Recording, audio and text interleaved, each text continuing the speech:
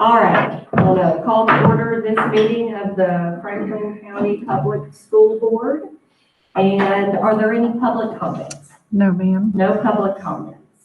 First, we'll start with new business, and the first item is create virtual academy teaching positions. We are requesting for the board to create the following positions to be funded by CARES Act funds: 4 high school virtual teachers, 4 middle school virtual teachers, and 4 elementary school virtual teachers. The recommended motion is to approve the creation of virtual academy teaching positions as presented. Okay, you've heard the superintendent's recommendation. Is there a motion to approve? Okay. So what is this? Tell us about it. Yep. So Charlotte's going to talk in great length tonight during her instructional services update. She's going to talk about the virtual academy. This is really as a result, obviously, of COVID and the situation that we dealt with this year. What we decided to do to lessen the burden for our teachers who were having to do both things is to create a virtual academy for parents and students who still wish for the students to remain in a virtual setting for next year. These positions, which are obviously going to be funded out of CARES Act funds, will allow our in-person teachers to focus on in-person instruction, and it will create an academy structure for elementary, middle, and high for those students who have chosen and will choose that pathway. Okay, and so is it thought that this is going to be 1 year and then we'll see? Potentially, I think what we do is we look at it at the end of this coming year. Let's see if there's still any federal commitment to continuing, and if not, and it is something that's successful and is part of what we would do, then we would have to look at, how we go about education. And this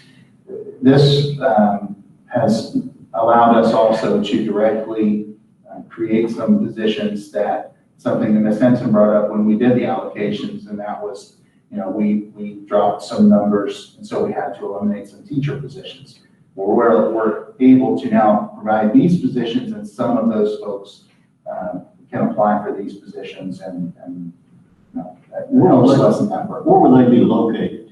So right now, some of those logistics are still up for, we're trying to find spaces in schools, because these are going to be people that we are going to ask to be in schools.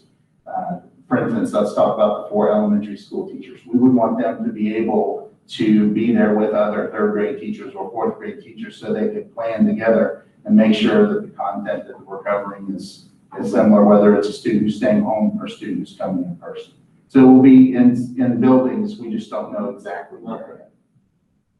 So if by chance these positions work out with the CARES Fund, and I think you touched on this, how are we going to pay for them next year and the year after and the year after if we choose to keep them? If this is something that we choose to keep moving forward, we're just going to have to look at our application formula. That would be the only thing that, because again, that's the only way in which we receive funding to pay for teachers. Wouldn't it be hard though to get a teacher to apply for this and it just be a 1-year thing? And not necessarily in that, let's say for instance, it's a tenured teacher. We still have to provide a position for that person, even if this goes away. So let's say that a tenured teacher takes one of the middle school virtual positions, at the end of the year, wants to go back into the classroom, we would have to find a spot for that person. Well, and another thing It's is, easier said than done. yeah, we had, how many teachers what was it, middle school or whatever, that had their allocations cut? It was across the board. We had some different. So several of those teachers were losing their jobs, and they either have to go to another thing, or they can have one more year here. They could apply for these positions. Yeah. But we know for sure that the CARES Fund will cover that 1 year. Absolutely. And that's all we get to keep with the CARES money? So So we don't, is it one of those where if we don't spend it, then we lose it? right, we have to spend 85% on direct instructional purposes, so that it will allow us to get some additional funds. This we're estimating, to cost around $1 million of the 5.2 that we're being allocated. So definitely enough to cover the costs for this coming year. So is the program already set up? Maybe Charlotte would talk about. Yeah, I don't want to steal her thunder. She's going to talk a little bit about that. Jim Masters has been really kind of driving the bus, and he's got a lot of really good information as well about that. Actually, he said, if you all have any questions tonight, text him, and he could jump on and share some information with you. All right, all in favor indicate by saying aye. Aye. The motion carries. The next item is create summer school positions. And similarly, our intent is for district summer school positions to be filled by current staff who will be paid an extra duty stipend that was a previous, you all as a board previously approved that. However, in some cases, part-time temporary staff may need to be employed in order to provide services for all students. For this reason, we are requesting the board create the following district summer school positions, again, to be funded from CARES funds. And those are 15 teacher positions to be paid at $31.25 per hour, 15 instructional aid positions to be paid $20.83 per hour. And in addition, we need to create 25 bus driver positions at $24 per hour and 10 bus monitor positions at $16 per hour to be paid from CARES funds. The recommended motion is to approve the creation of summer school positions as presented. You've heard the superintendent's recommendation. Is there a motion to approve? I'll make a motion to approve. There a second?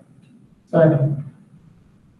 All right, are those dollar amounts kind of similar as to what they're being paid now, just on an hourly basis versus an annual basis? They're similar to, for instance, like when we pay teachers to do ESS. Okay.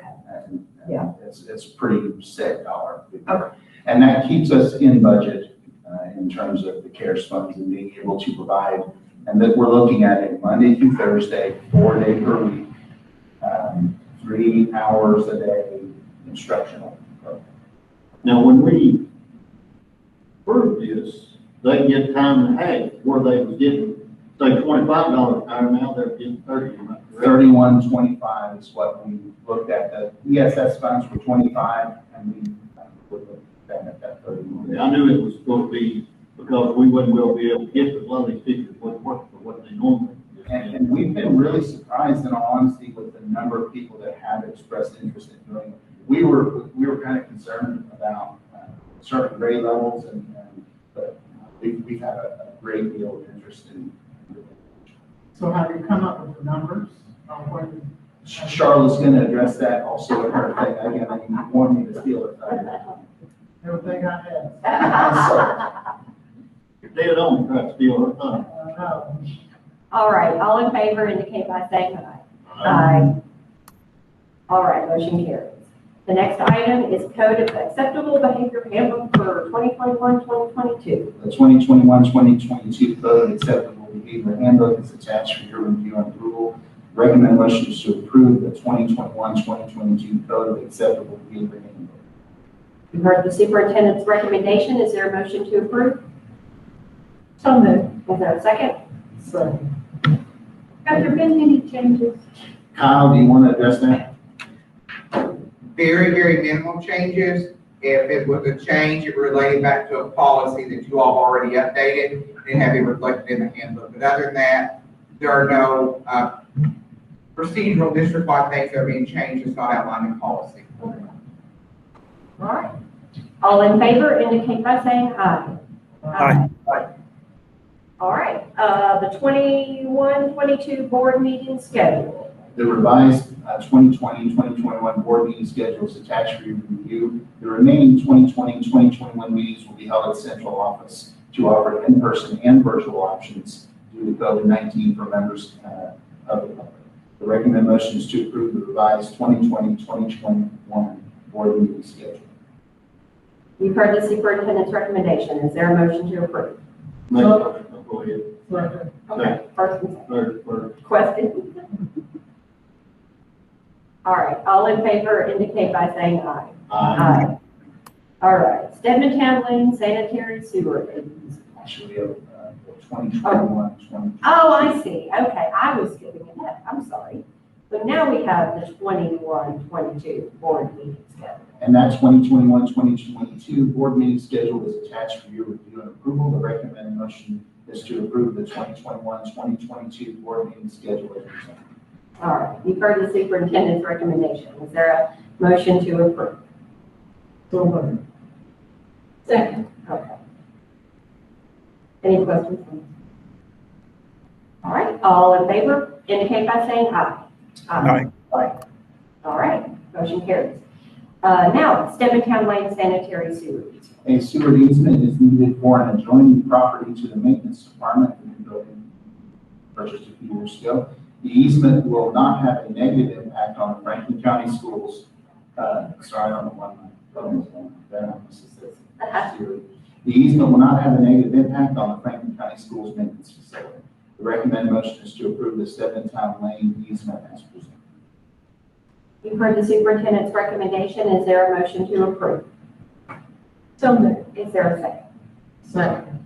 Can you elaborate on this? What's going on? Yeah, so we were approached with the need for this sewer easement. Mr. Fields has been dealing with those folks. Mr. Fields, would you like to address this from the board? Yes, all it is an easement that they're requesting. They're hoping to build some future lots on the property adjacent to our maintenance shop, and it will not affect our property in any way as far as the building goes. I was out there with the engineer and with the property owner, so it will not impact our property at all, other than having to take up some sod and bury a ditch, but it's far enough away from the building it will not have any impact on the building itself.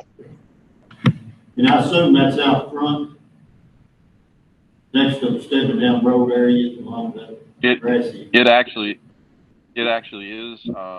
The majority of it is out front, but it will cut across the little lane on, if you're going out Steventown Lane toward Elkhorn Creek, it actually cuts across the little lane there on the right that joins the farm that they're hoping to add some tracks to. So I think that area there is flood prone anyway, that ditch line, so you couldn't build anything there anyway. That's correct. There's no building room there. Size. Setback requirements. Yeah. All right, all in favor indicate by saying aye. Aye. Aye. Motion carries. Reports to the board, superintendent's personnel actions. Personnel actions taken since the last meeting of the board are presented for your information. And reports from school council. Draft minutes from school site-based decision-making councils are presented for your review. And Charlotte, instructional services. Charlotte. Her thunder.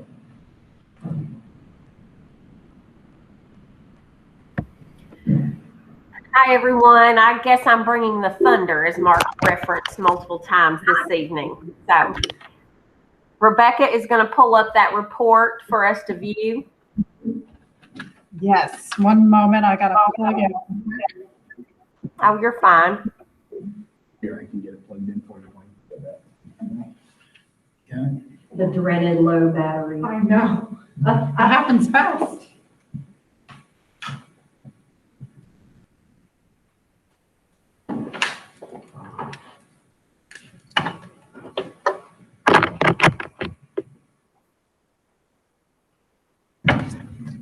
Okay. You'll go up to the first slide, Rebecca. There you go. So we don't Okay, have, now the second slide. Sorry. we don't have this attachment. No, I just got it today, so yeah, I can email it to you if you'd like. Okay, we have a couple of updates to give you this evening. And can everyone hear me okay? Yes. All right, the first update is for Summer Scholars 2021, our summer programming that we are using CARES funds to fund. We have received content proposals from 11 of 13 schools And we also have a plan to facilitate preschool opportunities at one school. So all the preschool kids may attend one site, most likely at the village. Is there feedback, Rebecca? Just a little. Let me turn it down a little bit. Oops. Hang on, I've got to escape. Okay. Or let me try this. No more than when you're in person.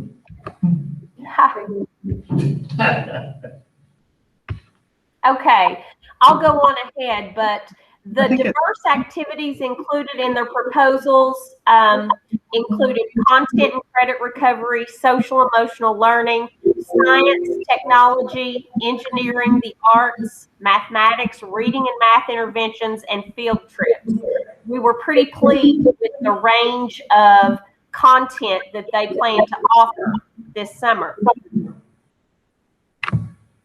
The next task schools will be working on with their building coordinators is to provide a list of the proposed expenses, the enrollment of students, and their transportation, because Brad is ready to make those bus schedules. We've met with Wendy in food service, and she will be doing feeding sites at each elementary school, and we'll add sites based on the enrollment numbers at the middle and high schools. And she will provide breakfast and lunch for multiple days. And on Thursdays, probably something for them to take home for Friday as well. We do plan to be able to report our progress to the board and our community. We're going to use iReady to collect pre and post data K through 8. And we'll also ask our high schools to collect and submit data so we can analyze their summer school implementation. It will likely be related to some credit recovery, how many kids made up their classes, those types of things for high school. The buses will be running from June through the end of July. I think most agreed to stay away from August so that the kids could have a little break before school started again. And we're going to use our state ESS funds first. They must be spent by September, the end of September, and then federal CARES.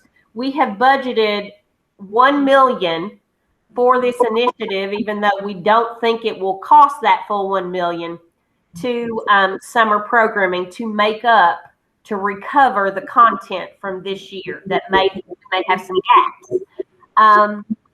You saw earlier the creation of positions for bus drivers, bus monitors, teachers, and aides. And earlier last month, you also created teachers and aides. These positions that were created today were the same pay, but it was for folks who aren't currently employed. So if any of our folks are getting a pink slip, but they want to work summer school, this would cover their job in July. And then any new teachers for next year who are graduating and they want to apply to work as an aide in the summertime, they would be able to do that until they get their teaching certificate. And then, of course, we've talked about those college kids who want to eventually work in Franklin County School, and they would also be invited to work as an instructional aide in the programming. And yes, Larry, you were correct. Last month we talked about how we're trying to raise the pay a few dollars on the salary schedule so that we can incentivize the number of employees who would work. So, any questions about summer school? Okay. And you can ask questions at the end too. Rebecca, the next slide. Our update about Virtual Learning Academy, Mark mentioned Jim. On spring break, Jim worked on several of the organizational pieces for our department, but as of today, 166 students or their parents have completed interest survey for our Virtual Learning Academy. 68 elementary students, 38 middle school students, and 60 high school students. And reasons cited for their interest include health concerns of the student or family members, preference of virtual learning, refusal to wear a mask, and citing positive aspects of this year's virtual experience. Some parents, it just worked out for them and they liked the schedule.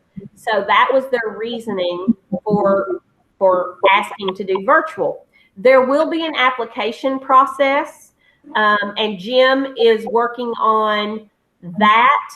Our next steps include, and they're all happening at once, we're going to need to do a waiver to KDE, which you'll approve at the next board meeting, and that's an attendance waiver, so that they don't have to be present in seats, and they can do the virtual learning option. It also will provide the waiver to do elementary school, your Ks, 1s, and 2s, because currently that's not approvable, I think, in the law. So KDE is asking that we do a waiver for that. We're working on the application and acceptance processes. We want students to be successful, and we want to ensure that their parents will also commit to that. So we do have some things in place for that. We are going to purchase a platform in the form of programming, which will help our teachers, so that students can access all types of content in addition to our curriculum. And we're going to be working on teacher hiring, training, planning, and parent-family communication. Now, on the new business agenda today, you approved a total of 12 created positions to be paid. And as you can see, we have 166 kids right now who are interested. We won't hire all 12 positions if we don't need them. So if we don't accept a certain number of students, we'll only hire the number of teachers we need to adequately service those kids. And this is you talked about earlier, the funding, future funding for this. Once they're enrolled as our student, we will receive funding for them. They're our students. So that would count as part of the allocation in the future. And we do need to look at the allocation formula. But we're going to use CARES funds for this, and we've budgeted in our CARES funds the money for the teachers and the money for the platform. So I was very interested to see the number of elementary students higher than anyone else. I looked it up today. And so this is our most recent data. Do any of you have questions about the Virtual Learning Academy? Charlotte, go ahead. Charlotte, it's Melinda, and I'm a little bit confused. I don't know, I couldn't hear you on some of the things. On the application for attendance, tell me again, what's the criteria to attend the virtual academy?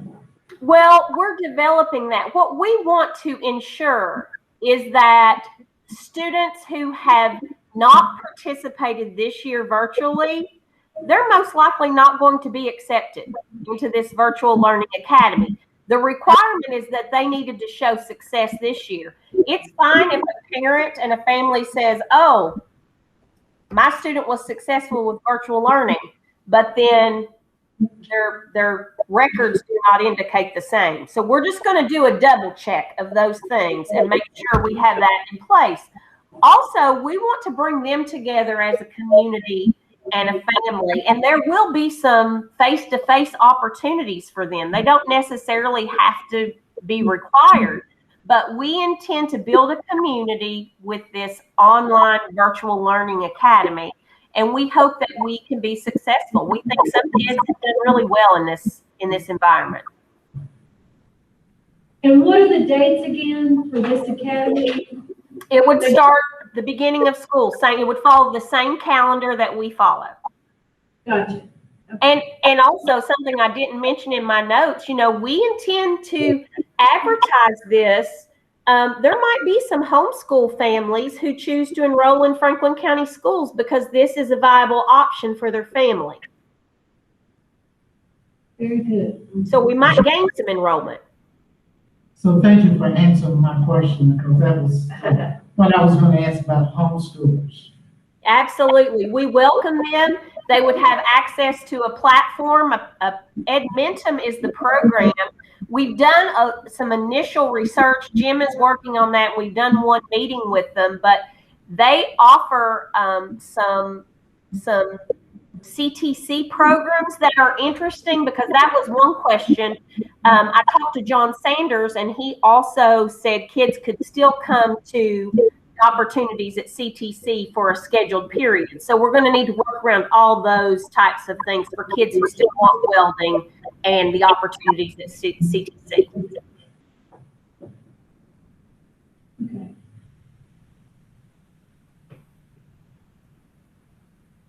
Okay, any other questions about virtual learning? We'll keep this on the agenda each month and update you.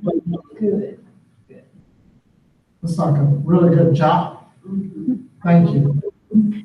Okay, next is supplemental gear. Mark mentioned this at the last meeting, and we put our survey out that day. As of today, and parents have until May 1st to let the local board know their choice. We only have 89 responses, or I shouldn't say only. We have 89 responses. 40 elementary school students, and I list the grades there. 8K, 9 first, 13 second, 4 third grade, 3 fourth grade, and 3 fifth grade. 11 middle school students, 5 sixth, 3 seventh, and 3 eighth. And then 36 high school students. And you can see 18 ninth grade, 9 10th grade, 4 11th, and 5 12th. Then we had 2 that were not applicable. They didn't, they just didn't answer, and they weren't interested. I think they did the survey because they thought they needed to, but they said, we're not interested. So as you can see, a lot of the folks are elementary folks that wish to repeat that year. Lowest numbers in the middle school. And from a district perspective, it doesn't really affect class sizes at any particular school. These are spread out across the district. The 2 high schools, I think there might have been a few more at Western Hills than at Franklin County. We attended a webinar today, and many of us were on it with KASA, where Wayne Young talked about, they did a deep dive into this Senate bill. And they talked about the KHSAA eligibility rules, and that's the message I want to send to parents. Those eligibility rules still apply. So if your child is 15 or 19 as an 8th grader and a senior, respectively, you still age out. So if they've been retained or already done an extra year, they won't be able to play in 8th grade or as a high schooler if they're older than 15 and 19. So, that's something for those thinking about it from a sports perspective. Those eligibility rules are the same. It will negatively impact our graduation rate. So they track our cohorts, and they track the number of kids who start as a freshman, and they graduate 4 years, and they give us a percentage for that, and then they do the same for 5 years. So any student who stays back in high school, that will affect and impact our graduation rate in a negative way. The supplemental year is different than traditional retention, as the students would be receiving a different experience than they've received year for the same grade level. I do understand it more so than I do a retention. A retention, I try to get, like I said last month, we have to guarantee that a child receives something different than they did the year before. It's easier to do that with a supplemental year. They aren't going to be virtual learners for 3 of the 4 9 weeks. They would be face-to-face and repeating the grade. So I do see this as a little different than a retention, but that's just my personal input on the matter. And when citing reasons for supplemental year, only one parent cited athletics and the need to replay a season. Others cited, and mostly, special needs of students, their child, desire to repeat the grade level due to COVID. Some also cited non-applicable reasons and quite possibly completed the survey by mistake. So I'm not sure that all 89 would be wanting the supplemental year. Now, we still have some time. They have until May 1st.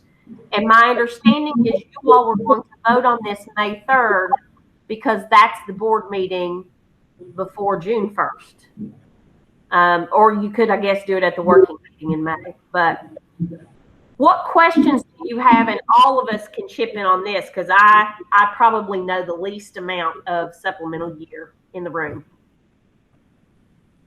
was going to say, now, how was these folks contacted? Did we do the robocall or how was?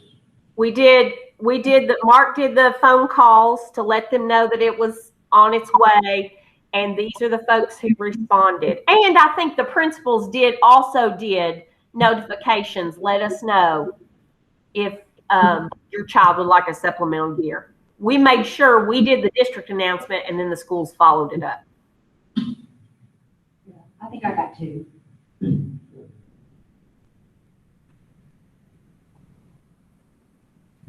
I mean, I see this as something that will be developed along the way. And also, it seems like it's not going to take as much development as the summer program and the new virtual academy. This is, to me, is going to be just more students who are in our schools next year than we had expected. Yeah, probably right now at about 85 kids. I don't think it calls for us necessarily to hire teachers because of it and costs any more than it normally would. It's in pockets across the district. So yeah, and it's those students that have filled it out account for about 1.4% of our overall population.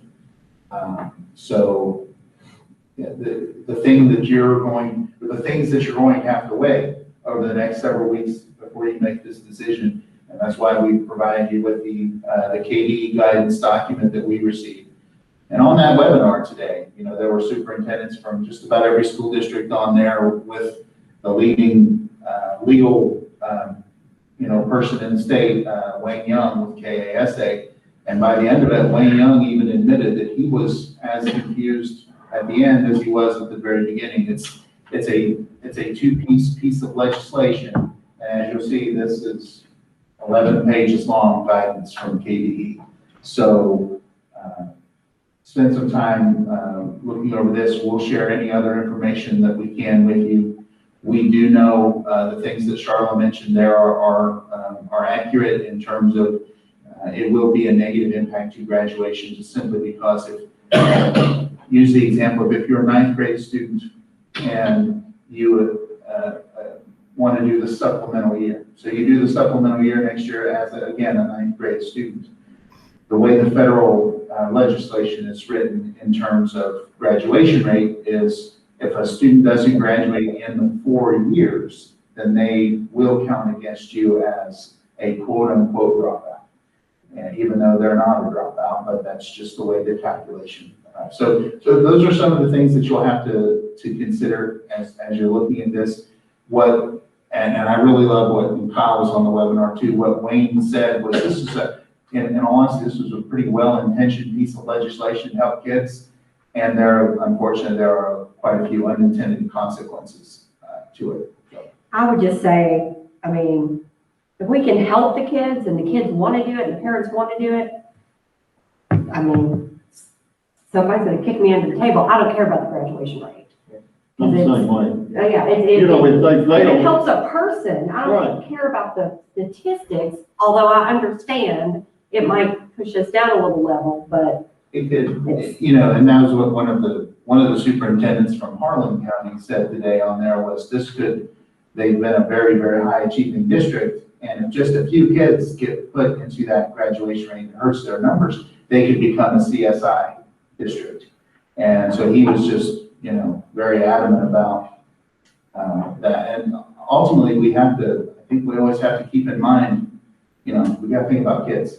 And regardless of anything else, I think that's what we need to keep our eyes on. And like I said, if 10 fail, and they could have took this will keep them from failing, and end going home, and they'll end up, because that's dropout. Once if they fail and wasn't able to get their credits, then they would go.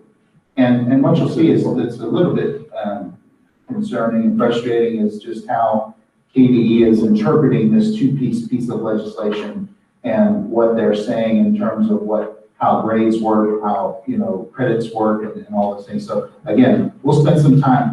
We'll try to put together like a summary. Good. for me, when I read the 11-page document that came out last week, I felt like there were barriers put in place that I did not see in the law. When you think of supplemental year, a kid's grades can only change if they fail the course, the new grade will change it. So if I'm a 9th grader and I failed 3 courses, I can change 3 grades. The other courses, I cannot gain any additional credits. So, you know, there's a fine line between the kids that have failed two classes. I can get them caught up within 4 years, because if they repeat, you can only gain credits for courses you failed at high school. So if a kid takes a course and makes an A in it, but he didn't take the course previously and failed it, it goes on their transcript, but it does not count towards their overall GPA, and it does not count towards their high school graduation. So that's the sticky part for me right now. Now, Wayne Young did say this today. He expects tomorrow after a meeting at KDE that version 2 of this guidance will roll out. Well, I'd say this is a moving target, and it'll be moving all the way to August. Yeah, or 5 years from now. Yeah. I mean, I think, yeah. Now, one of the things that, so if a person take, let's say, Algebra 2 or something, they didn't take it this year, and they, you know, they done good at Algebra 1, can they take Algebra 2 and be able to, that wouldn't give them any extra? They can take it. It does not count as their math credit, though. They cannot gain a credit for a course that they have not previously taken. Okay. So that's where those that just have 1 or 2 Fs, if we could catch them up, they're going to be more beneficial, possibly. I mean, but then there's the other side of it too. So I think you really have to look at case by case. What scares me is I don't want parents to sign up for something when they don't know yet what it looks like, because we don't know what it looks like. Right. So K-8, it makes total sense for me. It's the high school when you get into the credits that I really struggle with, because I don't want to see a kid repeat a year and gain 1 credit or 2 credits and have a much better year this year than they did last year. It's just, you know. So like if they got a D at 1 year and then got an A the next year, it'd still be a D. Still a D. And they have to take it again. They have to take the exact same classes in second. that or a supplemental course Okay. that is related to it. Okay. But for instance, if you take Algebra 1 and pass it, supplemental is not Geometry 1. Even though it's another math course, it's not related to algebra. But even if you take that course, so basically they're going to go on the transcripts as electives that do not count towards graduation. And we're still investigating the dual credit piece where they could get college credit. So they could retake some courses, but they also may be able to be dual enrolled and take dual credit. They wouldn't necessarily get scholarship and may have to pay for it. But if I'm going to take an extra year, I'm going to try to take some dual credit courses, but yet more to come on that. What I'm more concerned about is that only 36 high school students, parents of high school students responded, and I can guarantee you we had more than 36 failed classes this year. So they're going to repeat the year anyway. You know, I mean, when we get down to it, they're repeating freshman year if they failed all their courses and haven't participated. And we definitely have more than 36 in the district. So we will continue to keep you updated so you can make your decision, and it's all or nothing. Am I correct, Mark? They either have to vote to say yes or no. That's right. It is, you're going to approve either all or none.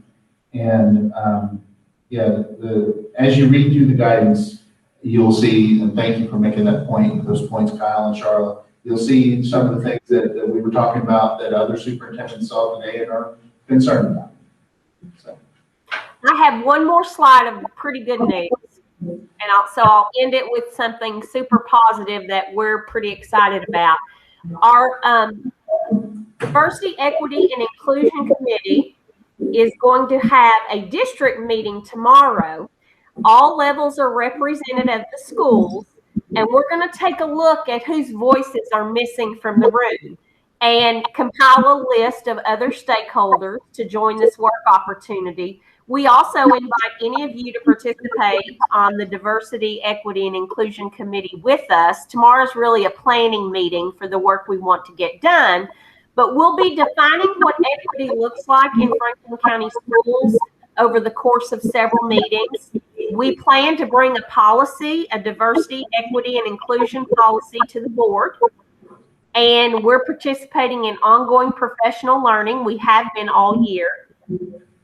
And as we think about our mission, vision, values, beliefs, our promise to the community, we want diversity, equity, and inclusion to be central to our work. So we know as a board, you do policy work, you approve policy, and you also approve what's funded. And what we fund is what's valued. So how can our future funding decisions include that shift in perspective to focus on diversity, equity, and inclusion? I'm pretty pumped about this work and think it will bring about some change in our district, some very much needed change. Again, let me know if you're interested in serving, and we'll send you an invite link to the committee. Are you going to invite students to participate? Absolutely. One of the recommendations is that our students take a look at our policies and let us know, are they punitive policies? How can they be more inclusive? So this work has lots of directions it could spin, and there's a lot of work to do. And I think everybody is looking at this work. So I'm excited about it. Any other questions? Thank you, Charlotte, very, very much. Okay, thank you all. Thanks, Charlotte. All right, the next item is the superintendent report. Be very brief. Two items to talk about. One, we have been in contact with the horse park for graduation, and they have enhanced or increased the level of capacity to 35%, which will allow our high schools to allot tickets anywhere from 6 to 8, depending on the school. Franklin County High School may be around 6 per student, and Western Hills may be around 8. But they're still trying to exactly get those numbers, but that was good news because just a few weeks ago they were at 20%, and so up to 35%, and we will be able to have an in-person graduation ceremony. Lastly, we are working on, Charlotte mentioned the mission, vision, and promise. Something that we have not done here is something that we're keen on doing is the development of a promise to our community, to our staff, to our students, to our families, to our parents. And we have 3 of our principals who are taking superintendent classes are leading this work. And it's Jennifer Perkins, Tracy Klein, and Matt Osborne. And we are asking for board member representation on our committee to help us with the development of a promise statement. We are not changing our mission because our mission is fantastic. It's simple, kids first. It's exactly what it needs to be. But we are using that mission and these ideas to develop a promise statement, which will then develop the work of our strategic plan for the next 3 to 5 years.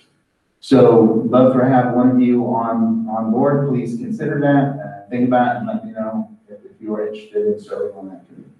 And that's all I have. All right, we have the consent agenda. The consent agenda is presented for your approval. The recommended motion is to approve the consent agenda as presented. You've heard the superintendent's recommendation. Is there a motion to approve the consent agenda? I'll make a motion to approve. Is there a second? I second the motion. All right, any questions?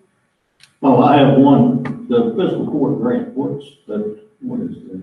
Are we getting a grant from them or?